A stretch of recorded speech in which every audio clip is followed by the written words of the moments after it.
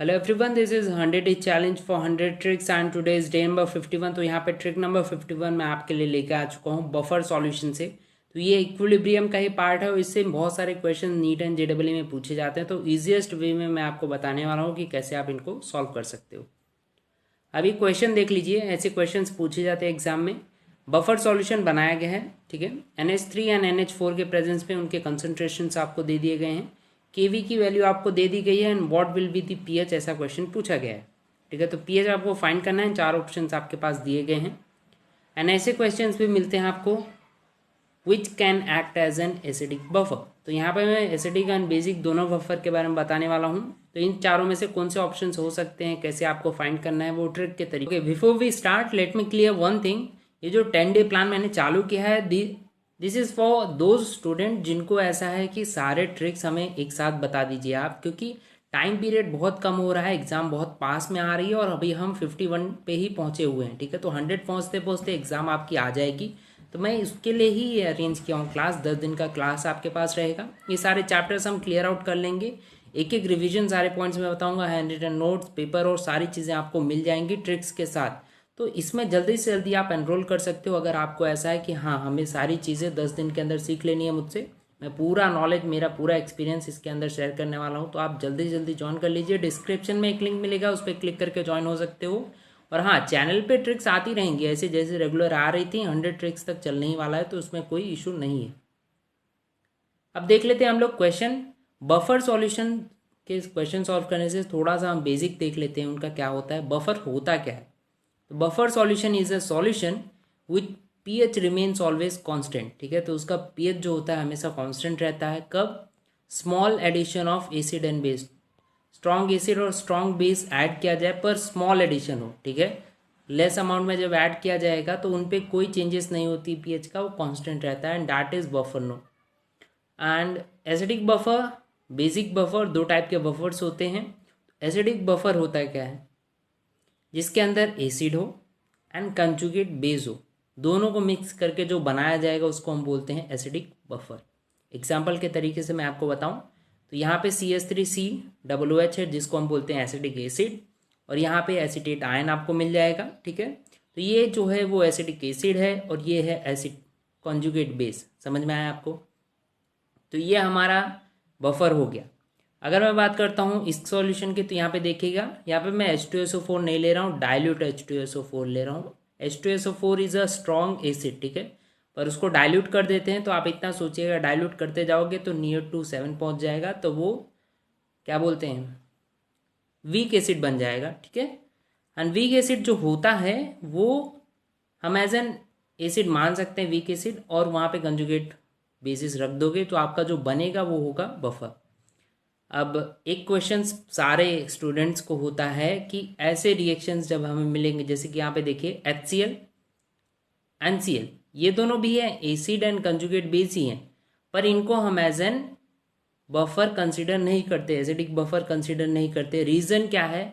Because इसमें जो acid use किया गया है that is strong acid. Strong acid कभी भी एज एन बफर कंसिडर नहीं किया जाता, ये चीज़ आप याद रखिएगा। हमेशा वीक एसिड नहीं तो डाइल्यूट फॉर्म में होना चाहिए एसिड, ठीक है। नेक्स्ट जो हम लोग बात करने वाले हैं, तो ये दो बफर हैं, ये बफर नहीं है हमारा। नेक्स्ट जो क्वेश्चन आपके दिमाग में आता है ऐसा कुछ, ठीक है। अगर मैं लेता हूँ H2SO4 NSO4-2, तो ये भी एसिड है, ये भी कंजुगेट बेस ही है, पर ये एज एन बफर काउंट नहीं होता। रीजंस क्या हैं ये आपको पता रहना चाहिए, ये थोड़ा सा लॉजिकल है। कभी भी जब हम बात करते हैं तो हमेशा एक हाइड्रोजन डेट इज एक प्रोटॉन आपको निकालना पड़ता है, एंड उसके बाद जो बनता है that is consider as conjugate base for buffer, ठीक है। अगर यहाँ से हम 2 हाइड्रोजन ही निकाल लेते हैं, 2 हाइड्रोजन पूरा रिमूव आउट कर लो, तो आपका जो बनता है डेट इज SO4-, और उसको एज एन बफर हम कंसिडर नहीं करते। तो ये हमेशा याद रखना, कभी भी रिमूव करना है तो एक ही हाइड्रोजन रिमूव किया जाएगा, और एक हाइड्रोजन अगर आप नहीं रिमूव कर रहे हो तो वो सेकेंड हाइड्रोजन के लिए नया स्टेप बनेगा, वो मैं आगे आपको समझाता हूँ।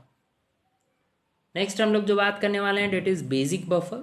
बेसिक बफर में आपको ये हमेशा याद रखना पड़ेगा, जैसे यहाँ पे एसिड था एंड कंजुगेट बेस था, ऐसे ही यहाँ पे बेस होगा एंड कंजुगेट एसिड होगा। एक एग्जांपल ले लेते हैं, NH3 एंड NH4 प्लस, तो यहाँ पे ये बेस है और ये इसका कंजुगेट एसिड है। समझ में आया आपको?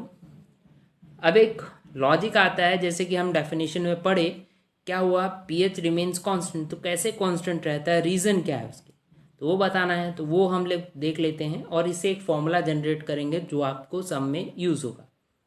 क्या मैं बात करता हूँ एसिडिक बफर की, तो यहाँ पर हमने एक एसिडिक बफर ले लिया है जो भी हमने आगे एग्जाम्पल में देखा, डेट इज एसिडिक एसिड और एसिटेटाइन। समझ में आया? That is acidic buffer. अगर मैं इसकी कंसंट्रेशन की बात करता हूँ तो कंसंट्रेशन इसका हम ले लेते हैं C1 और इसका ले लेते हैं C2। मोल की बात करते हैं तो इसको A कंसिडर करते हैं और इसको B। अब देखते हैं, जब ऐसा कुछ क्वेश्चन आपको दिखे तो तुरंत ही पहले स्टेप हमारा क्या होना चाहिए, रिएक्शन कंप्लीट आउट कर दीजिए आप। तो CH3 जो है वो आयनिक फॉर्म में अलग हो जाएगा एसिटेट आयन हाइड्रोजन आयन में, ठीक है। देन उसके बाद at time t is equal to 0 अगर हम बात करते हैं तो हमें तो कंसंट्रेशन दिया ही गया था। यहाँ पे देखिए एसिटिक एसिड का कंसंट्रेशन आपको क्या दिया गया था, CH2 दिया गया, दैट इज C2 दिया गया था। एंड यहाँ पे आपको बात करता हूँ एसिटेटाइन की, तो यहाँ पे आपको क्या दिया गया था, C1। अगर ये time t is equal to T की हम बात करें तो x मोल समझिए बन रहा है, तो यहाँ x मोल बन रहा है, यहाँ पे बन रहा है तो इसको हम प्लस x कर देंगे, और यहाँ से बन रहा था तो इसमें हम कर देंगे माइनस x। इतना आपको समझ में आ गया। नेक्स्ट जो हमें निकालना है डेट इज Ka, क्योंकि हम लोग एसिड के लिए निकाल रहे हैं। डेट इज Ka, फॉर्मूला आपको पता होगा, product upon reactant, that is concentration of product concentration of reactant. यहाँ पे प्रोडक्ट हमारे ये हैं, तो concentration of C1 plus x, concentration of x divided by concentration of C2 minus x, यहाँ से x एंड x जो है वो कट जाएगा, तो आपके पास बचता क्या है, that is C1x upon C2। समझ में आया? अगर मैं यही बोथ साइड लॉग कर देता हूँ तो दोनों साइड लॉग ले लेते हैं, तो ये क्या बन जाएगा, लॉग Ka। समझ में आया? एंड ये क्या बन जाएगा, लॉग, देखिए log C1 upon C2 and log x। तो यही हमारा था, C1 अपॉन C2 हमने पाया और यहाँ पे और लॉग x हमने कंसिडर कर लिया। ध्यान से देखिएगा, ये बहुत इंपॉर्टेंट है, बहुत सारी ये चीज़ नहीं समझाते हैं, इसलिए मैं यहाँ पे कंसिडर करके आपको समझा रहा हूँ। बोथ साइड अगर हम लोग इस चीज़ों में माइनस कर देते हैं तो क्या हो जाएगा, माइनस माइनस, और ये प्लस था तो ये भी कन्वर्ट हो जाएगा माइनस में। और माइनस लॉग जब भी किसी के सामने लगता है तो उसको हम एज एन पी कंसिडर करते हैं, तो क्या बन जाएगा आपका PKa। समझ गए? इसको हम एज इट इज़ रहने देते हैं। यहाँ पे लॉग एक्स की बात करो तो हमारा जो x था उसको हमने क्या कंसिडर किया था, H प्लस, और लॉग H प्लस क्या होता है आपका, PH, तो इसको हम कंसिडर कर लेंगे PH। अगर आपको फॉर्मूला भी जनरेट करना है तो कैसे करोगे, PH के लिए इस साइड आ जाएगा, तो PH is equal to PKa plus log C1 upon C2। तो हमारा ये जो फॉर्मूला मिला है, इस फॉर्मूले हमें याद रख के दिमाग में हमेशा याद रखिए, और इससे कंसिडर हम लोग जो आगे के क्वेश्चंस होने वाले हैं वो सॉल्व करने वाले हैं, ठीक है। अब इसी चीज़ को अगर मैं डिफाइन करता हूँ दूसरे तरीके से, तो आपका फॉर्मूला कैसे बन जाएगा, PH is equal to PKa plus log, हमारा Ca क्या था, Ca वॉज सॉल्ट, ठीक है, जो सॉल्ट हमारा बनता है, तो concentration of salt divided by concentration of acid, जो C2 था डेट वॉज एसिड। तो यहाँ पे दो फॉर्मूला हमें मिलता है, अगर एग्जाम में सॉल्ट तरीके से पूछा गया है तो आप ये यूज़ कर सकते हो, एंड कंसंट्रेशन तरीके से पूछा गया है तो आप ये फॉर्मूला यूज़ करोगे। ये हमने देखा पीएच के लिए, तो अगर मैं ये पीओएच के लिए देखता हूँ तो ये क्या बन जाएगा, पीओएच इज इक्वल टू पीके था, तो यहाँ पे पीके भी बन जाएगा, एंड प्लस वही सेम टू सेम रहेगा, concentration of salt upon concentration of base. समझ में आया? तो यहाँ पे एसिड की जगह बेस बन जाएगा, that is for basic buffer.